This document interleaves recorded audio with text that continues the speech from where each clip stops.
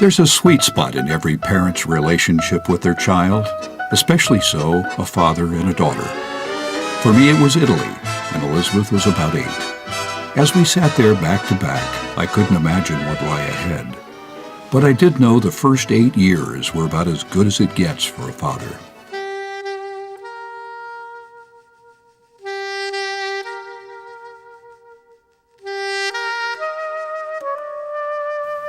There was that moment of birth, followed by love everywhere. Grandmas, granddads, even a big brother who had no idea what this new kid on the block would do to his kingdom. Little did young Stuart or I know that at that very moment, thousands of miles away in Florida, ironically my hometown Sarasota, the next man in her life was making his mark. Wood is round up, come on, it's time to play. There were already glimmers of the man he would become. Mr. Personality, tenacious, connoisseur of liquids,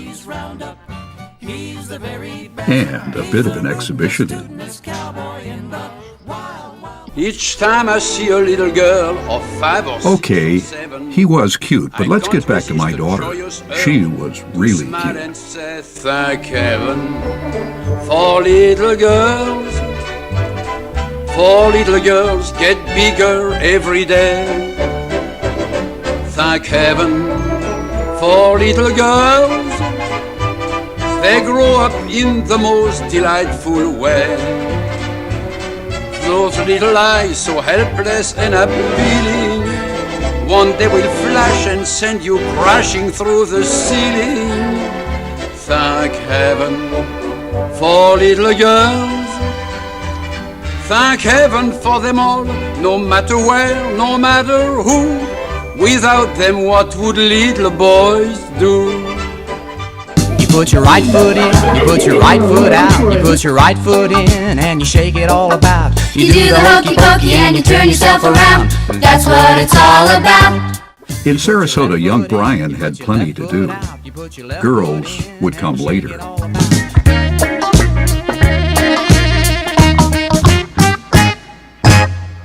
A foggy day in London town. As Lizzie's mother, my sweet spot was London. We'd moved there for Ed's business, and I could finally be a full-time mom. On our long walks to her school every day, we'd skip and sing and hear about her dreams and fears.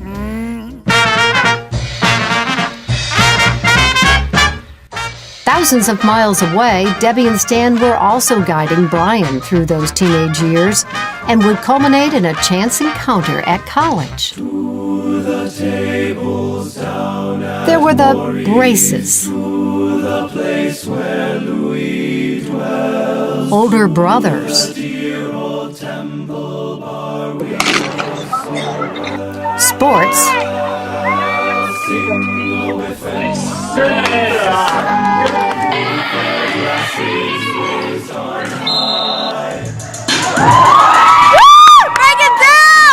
drama,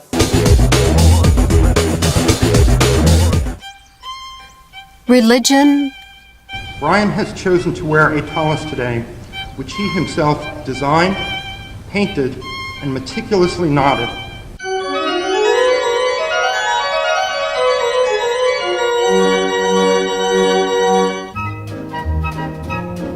and friends.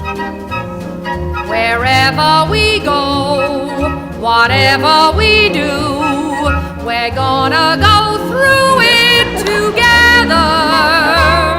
We may not go far, but sure as a star, wherever we are, it's together. Wherever I go, he goes.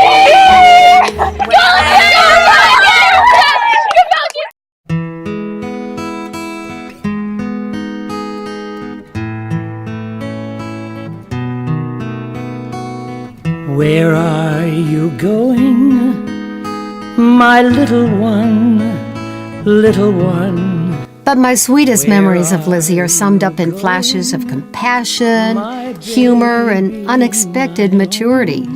Lizzie's the one who, at 6 years old, sent me upstairs to bed to nurse a cold and then proceeded to practically cut off her finger trying to make orange juice for me. She's the one who made fun of me trying to do Shakespeare as hip-hop, and the one who, in spite of that Shakespearean hip-hop thing and the many times mothers embarrass their kids, told me when my hair fell out during chemotherapy, I looked just beautiful. But you really can't talk about Lizzie unless you talk about decisions. She ponders every decision, just mulling over all the nuances, trying to make the right decision. And I think about it every time I'm here at her closet in her old room, because I look in there and I think about what Ed and I call the red dress, blue dress dilemma. I mean, when she was a kid, we would go to a department store, clock ticking away toward closing time. And she tried to make a choice between a red dress and a blue dress. And they're both perfectly fine decisions.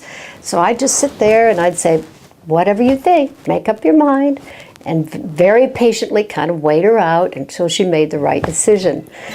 So imagine my surprise when one of the biggest decisions of her life came in a nanosecond. Well, there's sunshine. Oh, that's where you are. Brian. Elizabeth called me after their first dinner date. She told me she'd been torn between ordering the fish or the chicken. Uh-oh, I thought, red dress, blue dress. But Brian wasn't deterred. He suggested they order both dishes and share. As I heard that, I just knew this was the young man to watch. Okay, I'm ready for the still shot now. Okay, where do you want me to do this? When Emily and Stuart married a couple of years ago, I told them something, and I'll repeat it now for you, Brian. Like Emily, you've had the blessing of a wonderful family who's cherished you. And now you're cherished by two families. And we couldn't be happier. All day long, life's a song, just can't do any wrong, 'cause I love you. And now, that little daughter of mine is a young woman and a bride. She has a new man in her life. From that hilltop in Tuscany, I could never have dreamt a better match for her. If he works at it, he will have his own sweet spots to savor when he gets to do a video like this. Well, we ain't got a barrel of money.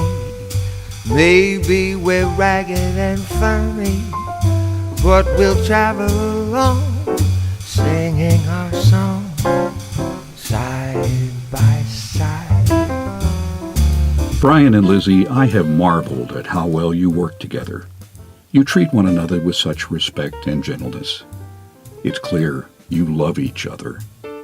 I don't think I've ever seen you argue, and I'm sure marriage will only deepen this partnership. I've also seen how you treat other people, and it's remarkably similar to how you treat each other. And you are generous. With very busy lives, you've made time to be with Mom and me, Stan and Debbie, and your grandparents. Frankly, I don't know how you do all this. Singing our song side by side. Through your actions, it's clear, even at your young ages, you understand the true meaning of love. My wish for you is that as life becomes even busier, you pause every now and then, take a deep breath, and savor the love so many have for you tonight.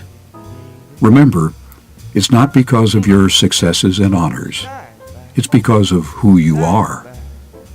The Bible says it well. All you need to be, you already are. Side by side.